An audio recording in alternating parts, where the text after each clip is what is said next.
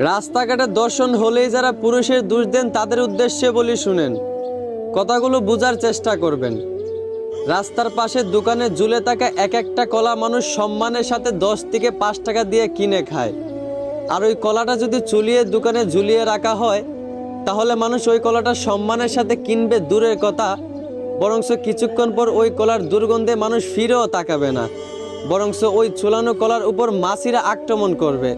তাও আবার ভালো মাছিরা না, টয়লেটে থাকা কালো কালো মাছিরা। ঠিক তেমনি একটা মেয়েও যদি রাস্তায় পর্দা করে চলাফেরা করে, তাহলে ওই রাস্তার প্রত্যেকটা পুরুষই কলার মতোই ওই পর্দাশীল নারীকে সম্মান করবে। আর একটা মেয়ে যদি রাস্তায় বেপর্দায় খোলামেলা চলাফেরা করে, তাহলে পুরুষ ওই বেপর্দা নারীকে সম্মান করবে দূরের কথা, ওই বেপর্দা নারীর দিকে পুরুষ ফিরেও তাকাবে না, বরং ওই বেপর্দা নারীর ওপর ঝুলানো কলার মতোই রাস্তার কিছু বকাটে পুরুষটা ওই বেপর্দা নারীর উপর আক্রমণ করবে। তাও আবার ভালো পুরুষ না, টয়লেটে থাকা মাছির মতোই কিছু রাস্তার গাঁজাখুর এবং মদখুর।